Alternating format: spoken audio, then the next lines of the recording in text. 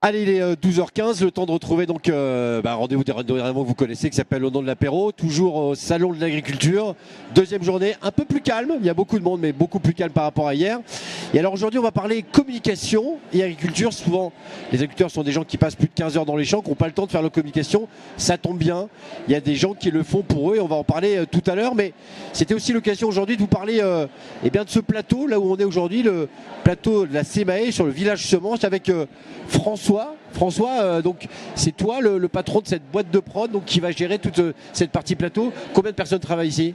Alors déjà oui, CMAE a choisi et merci pour sa confiance pour la deuxième année consécutive, le service communication a choisi NMC pour travailler sur le plateau, sur l'ensemble du stand aussi que vous avez pu découvrir avec les images qu'on peut voir en ce moment. Et donc il y a à peu près 30 personnes actuellement. Alors, on ne voit pas tout le monde, il y a quelqu'un derrière la grue, mais il y a aussi derrière une dizaine de personnes qui travaillent dans la régie pour faire ces 25 heures d'émission pendant toute la durée du salon, en direct du salon d'agriculture. Et voilà. Et on espère que tout va bien se passer encore. En tout cas, tout se passe très très bien. On va donc en profiter de ce formidable plateau pour lancer tout de suite donc, la deuxième édition au nom de l'apéro.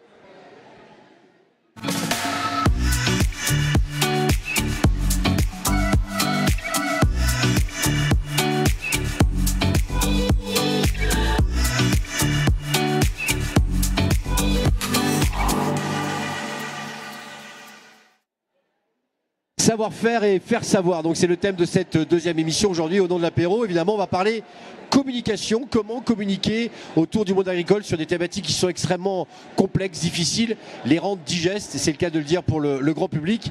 Et alors à nos côtés pour en parler, une pro, une dame de la communication, Elisabeth Villemaz. Bonjour Elisabeth. Bonjour Antoine. Tout va bien ? Très bien. Elisabeth, tu nous rappelles un peu ton parcours ? Alors moi, en fait, quelques années en agence de communication, passé par agence indépendante et puis grand groupe, Havas entre autres. Donc voilà, présider des agences de communication. Et puis là, je suis reparti dans le monde des agences indépendantes et on va en parler. Comment on tombe dans la pub ? Comment on arrive dans la pub ?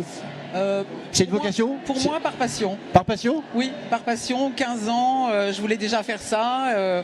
Et on se connaît un petit peu. Donc, et quand j'ai envie d'un truc, en général, j'y vais. Donc, oui, ça a toujours été pour moi l'envie d'être dans ce monde pour révéler l'histoire des marques. Et je pense que c'est un sujet d'autant plus passionnant aujourd'hui. À tes côtés, Camille, avec un magnifique sweat de la marque Fier. Hein, Fier Fetsé. Alors, on fait en fait nos 6 mois en magasin, mais ça fait 2 ans que Fier existe. Ça a été un long processus pour arriver en magasin. Ouais. Alors Fier, c'est ça, regardez. C'est entre autres de la confiture. Donc ce sont des produits entièrement fabriqués par des personnes en situation de handicap. Exactement. Un peu partout en France, on a une trentaine de produits. Tout est fabriqué par des personnes en situation de handicap. Regardez, ça c'est les chouchous. Et je vous préviens, ils sont très très beaux, ils sont redoutables. Où est-ce qu'on les trouve ces produits ? Alors on les trouve dans les supermarchés, on est présent dans un peu plus de 300 supermarchés en France, chez Auchan, chez Intermarché et chez Carrefour et depuis quelques semaines chez Leclerc. Tu nous rappelles comment ce projet Fier est né ? Toi tu es un ancien de l'alimentation ? Ouais, c'est ça, ouais. J'ai passé un peu plus de 10 ans dans un grand groupe d'agroalimentaire français. Qui se décarcasse, un grand groupe qui se décarcasse, voilà, ouais. Et voilà, et le besoin et l'envie de faire autre chose et de contribuer à une mission que je trouvais noble et qui est aussi liée à une histoire personnelle autour du handicap. Voilà, donc c'est ce besoin de contribuer pour essayer de créer un écosystème et une société un peu plus juste et plus solidaire. Dans un moment un peu compliqué, on sait, inflation, guerre en Ukraine, crise agricole. On arrive quand même à tenir ? Ouais, en fait, c'est tout ça l'enjeu et c'est aussi pour ça qu'on est ravis de pouvoir être accompagné par des agences de com talentueuses. C'est de prouver que si tout le monde joue le jeu, on peut arriver à proposer aux consommateurs des produits qui soient accessibles, mais surtout des produits qui contribuent avec une forte valeur sociale ajoutée, on va dire. Donc alors, c'est une marque Andy Solidaire. Qu'est-ce que ça veut dire Andy Solidaire ? Alors en fait, Andy Solidaire, c'est fabriqué par des personnes en situation de handicap et c'est une marque sans but lucratif, c'est-à-dire que chaque euro de bénéfice est obligatoirement réinvesti dans des associations qui œuvrent pour l'insertion de personnes en situation de handicap. Donc en fait, c'est un cercle vertueux, c'est par des personnes en situation de handicap pour des personnes en situation de handicap. On sait que souvent l'un des meilleurs moyens de faire de la communication, de la publicité, c'est passer par la télévision. Bien, ce monsieur a eu la chance d'avoir les honneurs du JT de TF1, s'il vous plaît. C'est vrai. Et donc, eh bien, on va regarder ce reportage qui a été tourné quand ? On a tourné ça au mois de septembre ou octobre, je pense. Alors, regardez, vous allez tous savoir de fiers. À tout de suite. On va revenir en France avec cette initiative qui commence à trouver sa place dans nos supermarchés. 2500 structures emploient aujourd'hui des adultes handicapés et le fruit de leur travail est en train d'arriver dans les rayons sous une bannière, la marque Fier, un mot symbolique évidemment, une marque à but non lucratif qui séduit les consommateurs comme nous le montrent Julien Roux et David Pires. Vous les croiserez de plus en plus dans les rayons. Les produits fabriqués par des personnes en situation de handicap. Ils ont désormais une place de choix dans les grandes surfaces. Miel, épices ou encore confiture, tous sont rassemblés sous une seule marque, Fier, avec ses couleurs vives pour être bien identifiés par les clients. Maëva se laisse tenter. 2,95, c'est pas cher. Oui, c'est très bien. On s'y retrouve. Ouais, ah oui. Puis surtout, c'est comment c'est fabriqué. J'aime beaucoup. De savoir J'aime d'où ça bien vient. l'initiative, ouais. Mais ces produits, estampillés Andy Solidaire, sont-ils plus chers ? Par exemple, si je prends de la noix de coco, on est à 1,59 €, ça fait 17,67 € le kilo. Là, je suis à 16,26 € le kilo. Là-bas, j'étais à 17 €. Donc, il y a une différence de prix qui est minime. Pour rester dans les prix du marché, Fier bénéficie d'un coup de pouce. Auchan, mais aussi Carrefour et Intermarché ont accepté de rogner sur leurs marges. Derrière ce tour de force, il y a Camille et Antoine. Tous deux travaillaient dans une grande entreprise agroalimentaire avant de lancer cette marque, pas comme les autres, sans but lucratif. Une marque qui appartient à un fonds de dotation qui est un statut quasiment associatif, ce qui fait qu'on ne peut pas dégager, nous, de bénéfices, on ne peut pas s'enrichir personnellement sur la cause, parce que le plus important pour nous, c'est que ce soit les ateliers qui soient les mieux rémunérés. 60% du prix de vente est directement reversé à 4 entreprises adaptées qui fabriquent ou conditionnent ces produits dans toute la France. Comme dans cet atelier du Lot-et-Garonne. C'est sur la fin ? On a fait l'ail, on a fait l'air de Provence, on en attaque le D'accord, romarin. le label rouge là. On a une mission sociale, mais également économique. Et l'arrivée de Fier, qui nous permet aujourd'hui d'employer 5 personnes à temps complet par rapport à cette nouvelle activité. Et on adapte, je dirais, les postes pour pouvoir répondre au volume à traiter. Le port de charge, par exemple, est allégé grâce à cet outil ergonomique. Si dans cette entreprise spécialisée, l'enjeu est désormais industriel, le rythme reste adapté à chacun. C'est important aussi qu'on voie que on a beau être handicapé, avoir des problèmes de santé, on est capable aussi de suivre les protocoles et de produire des produits de qualité. Et on se sent utile, et c'est important aussi. Natacha fait partie des nouveaux employés. Après de longs mois au chômage, retrouver le chemin du travail s'apparente pour elle à une bouffée d'oxygène. Sortir de sa maison, rencontrer des collègues et puis faire partie d'un groupe, tout simplement, voilà. Et ça fait du bien au moral. Ben oui, et puis d'être inséré dans la société, tout simplement. Hein, je veux dire, comme quelqu'un de lambda. Si le travail des personnes en situation de handicap est plus visible, leur taux de chômage est encore aujourd'hui 2 fois plus important que la moyenne. Elisabeth, vous, la publicitaire, ça doit vous inspirer, ça ? Beaucoup, parce qu'au final, je pense que c'est pour ça qu'on se lève le matin. Au final, d'avoir la chance de travailler sur un sujet comme Fier, pour moi, c'est un truc extraordinaire. Alors le sujet, c'est justement d'arriver à parler aux gens ordinaires comme nous, des gens extraordinaires. Et c'est vrai que c'est une aventure formidable et on est super heureux d'accompagner Camille. Alors Elisabeth, pour que je comprenne bien, on parle de quoi dans ces cas-là ? Qu'est-ce qu'on vend ? On vend une cause ? On vend un produit ? On vend une cause et un produit ? Comment vous prenez le sujet, vous, la publicitaire ? Alors pour nous, justement, le sujet, ça a été de se dire qu'en fait, il fallait allier les deux. Parce que je pense qu'il y a le sujet, ce sont des gens extraordinaires qui font ce produit. Et en même temps, c'est des très bons produits. Et il ne faut pas tomber dans le misérabilisme, il ne faut pas tomber dans la grande cause, je l'achète par pitié. Il faut l'acheter parce que c'est des bons produits et il faut voir le re-racheter parce qu'on sait qu'on fait quelque chose de bien en l'achetant. Et c'est toute cette dualité qu'on a essayé de construire dans une campagne qu'on est en train de préparer dans les semaines à venir. Même on a vu, même si le statut est un peu particulier, c'est une société à but non lucratif, il faut quand même vendre. Ouais, tout à fait. En fait, on veut juste prouver qu'il y a un modèle économique un peu différent. Et je pense que c'est le bon endroit, le salon de l'agriculture, pour parler de ça. C'est à partir du moment où tout le monde contribue à une cause et où tout le monde s'engage, que ce soit le producteur, le distributeur et le consommateur, on peut arriver à construire un modèle économique un peu différent, où au final tout le monde gagne sa vie. Tout le monde gagne sa vie correctement, et ce qui permet de développer de l'emploi pour des personnes qui en sont éloignées. Enfin voilà, c'est tout ce cercle vertueux qui est important de mettre en place et sur lequel on a besoin de communiquer. Ouais. Elisabeth, donc on a commencé à en parler. Vous êtes publicitaire, vous êtes à la tête de 2 agences. Une s'appelle Change, Oui. Vous êtes coprésidente avec Patrick Mercier, et une deuxième qu'on a montée ensemble, s'appelle la Consanguinité, qui s'appelle Circuit Court. Comment on traite aujourd'hui publicitairement de la cause et agricole, en tout cas de l'agriculture? Comment on en parle? Je pense que justement, alors c'est ce que, du coup, bon, vous avez compris qu'on se connaissait avec Antoine, donc je vais le tutoyer. Donc du coup, avec Antoine, effectivement, on a monté cette agence, puisque moi je préside une agence qui est une agence classique, traditionnelle, Change. Alors même si elle a des valeurs et un concept autour de la bénévolence, donc déjà une bonne sensibilité sur la manière de prendre le sujet des marques. En fait, le sujet, c'était que pour reconnecter les marques avec le monde agricole, on s'est dit qu'il fallait créer une agence d'un nouveau genre. Et c'est pour ça qu'avec Antoine et avec Édouard Bergeon, on s'est dit qu'il fallait construire des nouvelles narrations de marques qui ne soient pas que publicitaires et qui puissent surtout développer des contenus éditoriaux qui puissent révéler la vérité des marques. Et je pense que tout le sujet, c'est comment aujourd'hui on rend audible cette vérité des marques. Je pense qu'aujourd'hui, quand les marques elles parlent, c'est aussi compliqué que le bruit qu'il y a dans ce hall. C'est-à-dire que pour émerger, c'est pas simple. Voilà, donc tout le monde veut parler, tout le monde essaye de dire la même chose et il faut faire la part du vrai du faux. Et je pense que c'est ce qu'on a essayé de faire ensemble en créant cette agence. On va prendre un exemple notamment là. Donc on travaille pour les filières agricoles Auchan, et donc il s'agissait de mettre en avant à la fois ces filières, mais aussi la souveraineté alimentaire. Donc la campagne s'appelle le pouvoir d'acheter français. Comment c'est né ça, le pouvoir d'acheter français? Le pouvoir d'acheter français, l'idée c'est effectivement de se dire que depuis 1994, Auchan est investi dans les filières.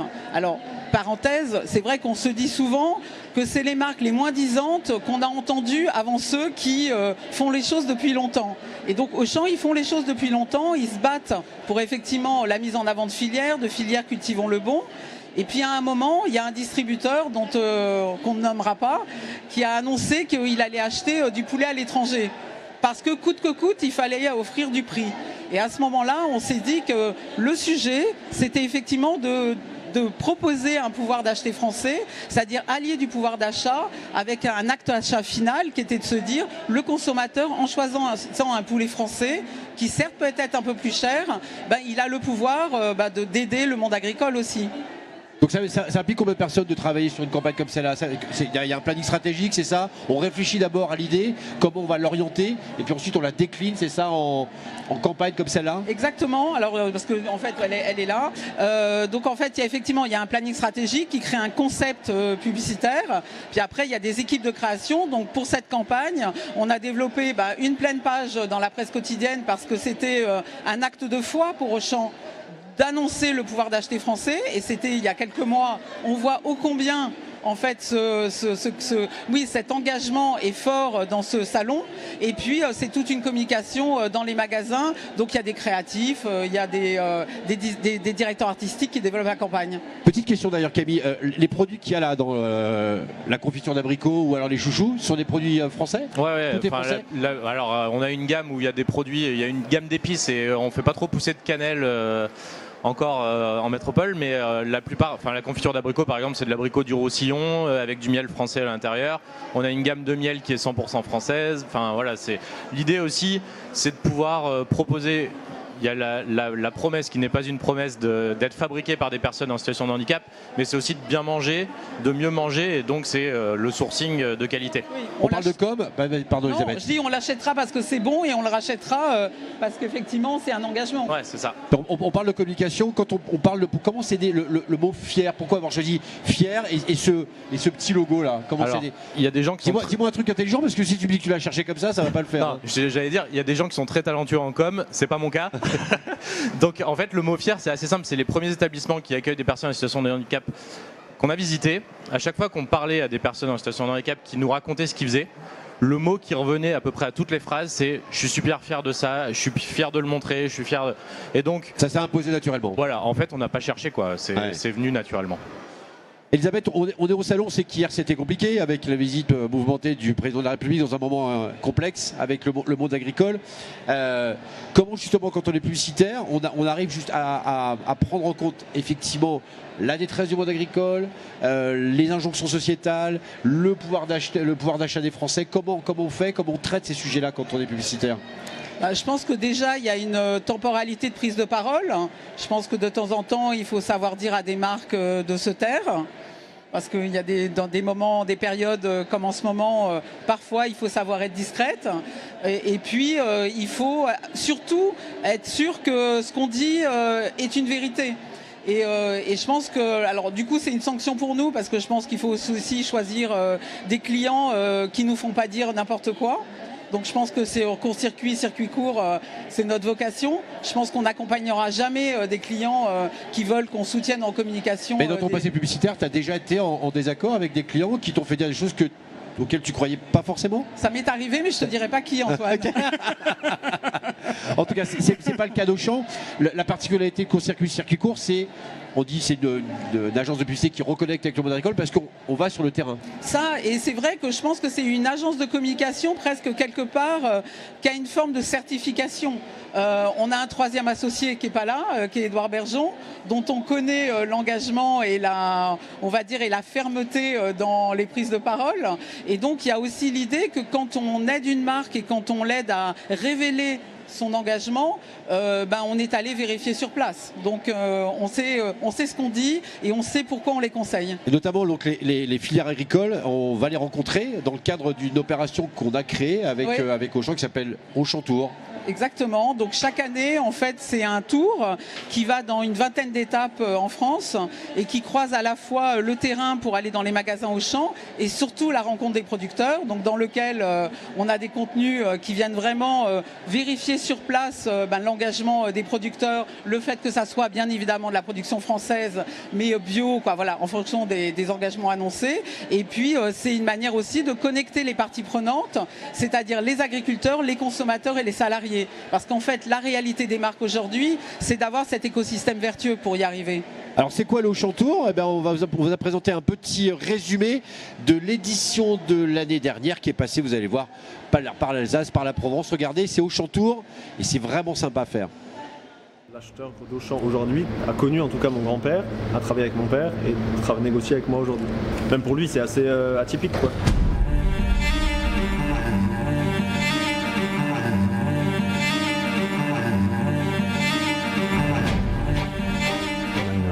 Déclin des ventes en bio. Quand ça s'arrête aussi brutalement, ça peut mettre en danger une filière, parce qu'il y a quand même des producteurs derrière. Oui, c'est dur, mais c'est gratifiant aussi. On est fiers de notre métier, 6 générations d'élevage, de céréaliers. Édouard est la 5e génération de l'entreprise. Je crois que c'était même avant Auchan, non ? Oui, c'est ça. C'était d'abord Mammouth.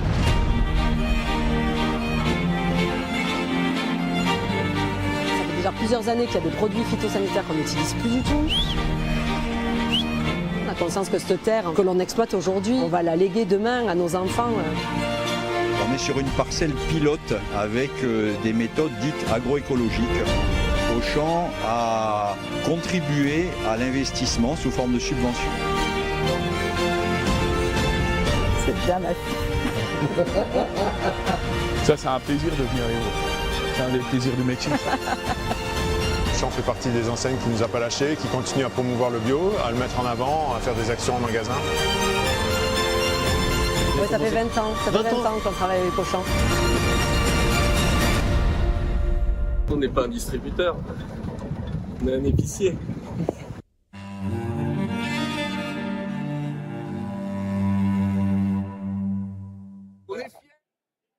Auchan Tour, donc, qui va repartir encore cette année.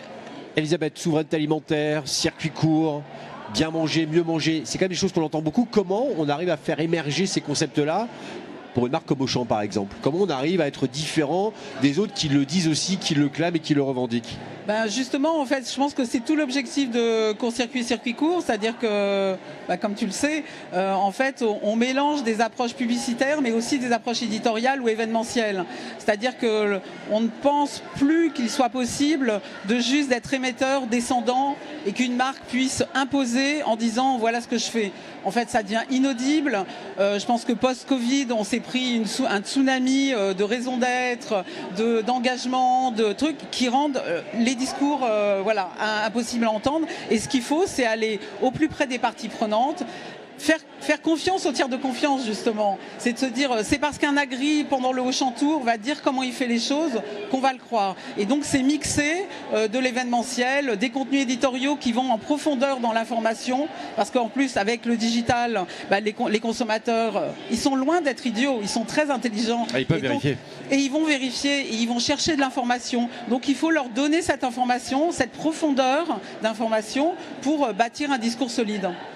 Quand on parle de communication sur une marque aussi noble et vertueuse que celle de Fier, on est extrêmement précautionneux et extrêmement vigilant la manière dont on va en parler justement. Parce qu'on peut prendre aussi certaines campagnes de communication comme un boomerang, elles peuvent vous revenir très très vite dans la figure. Ouais, c'est ça. C'est un sujet, et c'est aussi pour ça que nous, on a à cœur de développer cette marque. C'est que le sujet du handicap, notamment en France, c'est quand même un sujet qui est assez...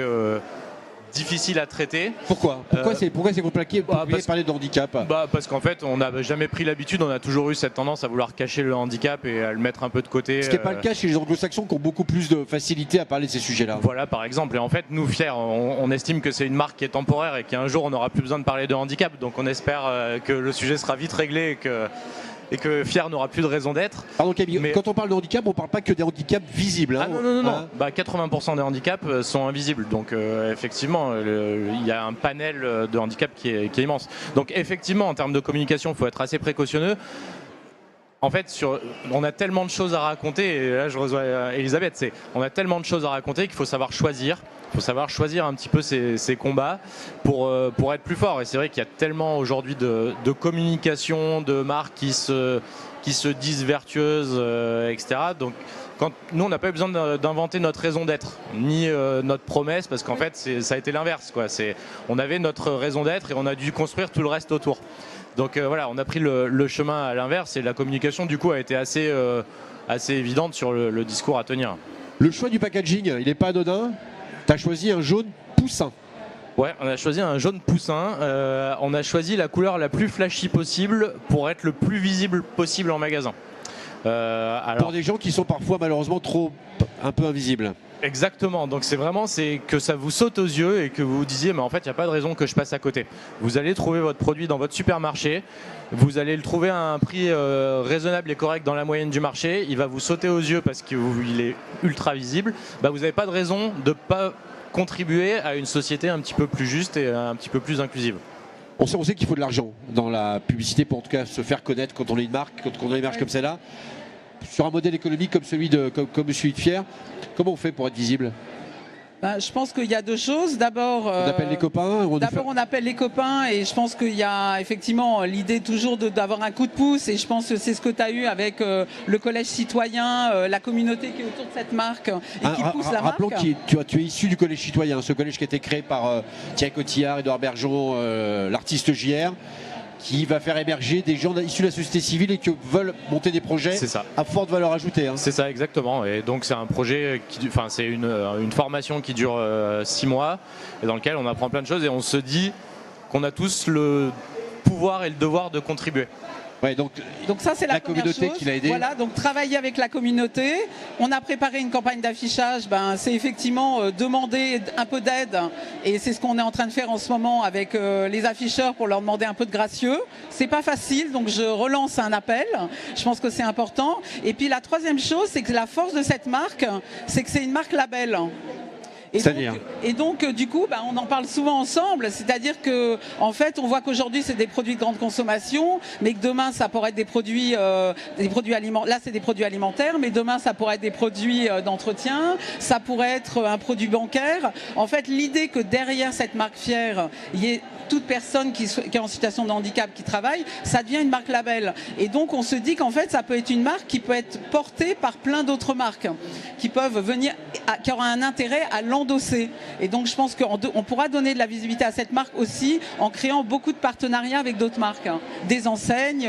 Et là, il y a plein de choses à faire. Il y a plein de possibilités. Et en fait, je pense que ce qui est important de garder en tête, et ce que je répète souvent, c'est que tout ça, ça marchera que si on est tous autour de la table.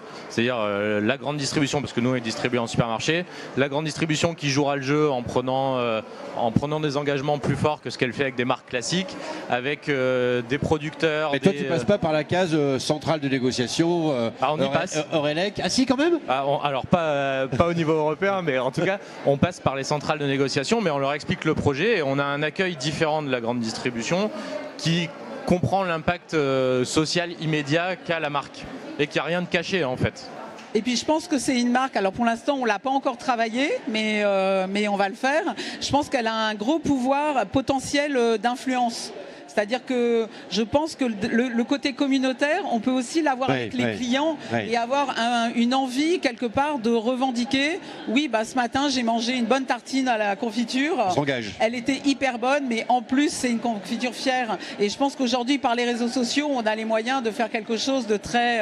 Alors le buzz c'est toujours un peu un fantasme, mais je pense qu'on a les moyens d'activer un programme d'influence fort et c'est ce qu'on va essayer de faire. Souvent on parlait des réseaux sociaux, mais il faut passer par la télévision. On est encore obligé de passer par la télévision et on l'a fait avec Auchan sur un 30 secondes. Là, c'était au moment de L'amour est dans le pré, c'était il y a quelques mois. Comment est ce projet-là aussi? Là, l'idée, c'était, tu parlais du pouvoir d'acheter français, c'était effectivement de faire un film publicitaire international, parce qu'il est passé en France et dans tous les autres pays où Auchan est présent, pour imposer en fait ce pouvoir d'acheter français, mais adapté aux consommateurs, ce qui du coup s'est retranscrit par le pouvoir d'agir, qui au final de se dire, et c'est tout le sujet qu'on a tous aujourd'hui ensemble dans ce salon, c'est de se dire, il y a des enjeux administratifs, de législation, de distribution, et puis il y a un final cut aussi quand même du consommateur. Qu'est-ce qu'il met dans son caddie à un moment quand il prend le produit? On arrive à dire tout ça en 30 secondes. On arrive en le simplifiant avec le pouvoir d'agir. Bon, on va regarder ça, vous nous direz ce que vous en pensez. Donc c'est le film Pouvoir d'acheter français, regardez. Votre pouvoir d'achat a un pouvoir en plus. Le pouvoir de consommer moins d'eau et moins d'énergie. De cultiver l'emploi ici et pas à l'autre bout du monde. Le pouvoir de faire un choix, celui du bien-être de Cocotte, Lénie et Marguerite. Le pouvoir de soutenir nos agriculteurs partenaires au quotidien. De nourrir les enfants des villes et les enfants des champs. Le pouvoir de contribuer à préserver nos terres agricoles pour toutes les générations.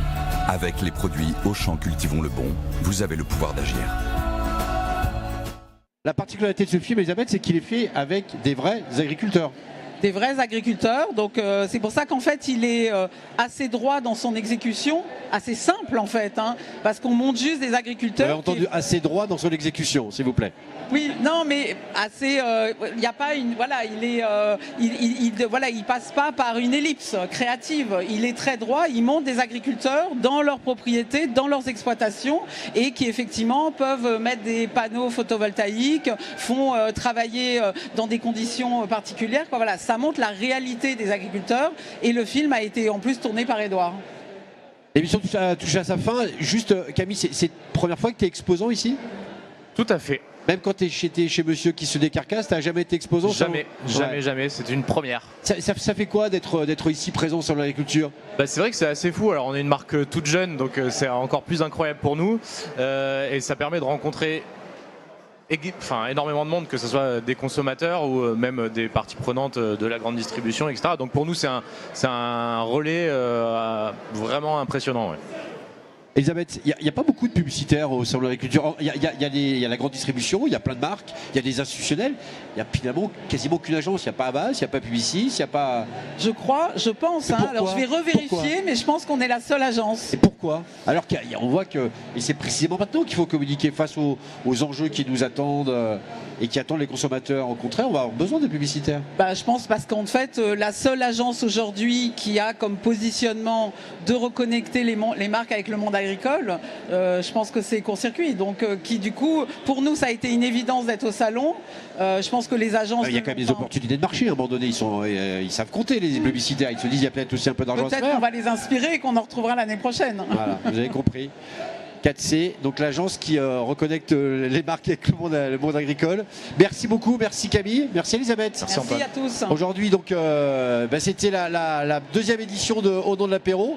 Demain, on se retrouve pour une émission spéciale avec Édouard Bergeon et pour parler de cinéma.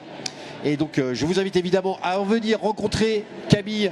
T'es au niveau de quel hall? Hall 4. Hall 4. Si vous voulez évidemment acheter ces produits fiers, c'est possible dans à peu près tous les hyper, super. Ouais, Auchan, Carrefour, Leclerc. Voilà. C'est ça, la liste est sur notre site. Donc comme le disait Elisabeth, c'est bon, mais surtout vous faites une bonne action. N'hésitez pas à manger ces confitures d'abricots et ces chouchous. Merci de nous avoir suivis et on vous dit à demain. Merci.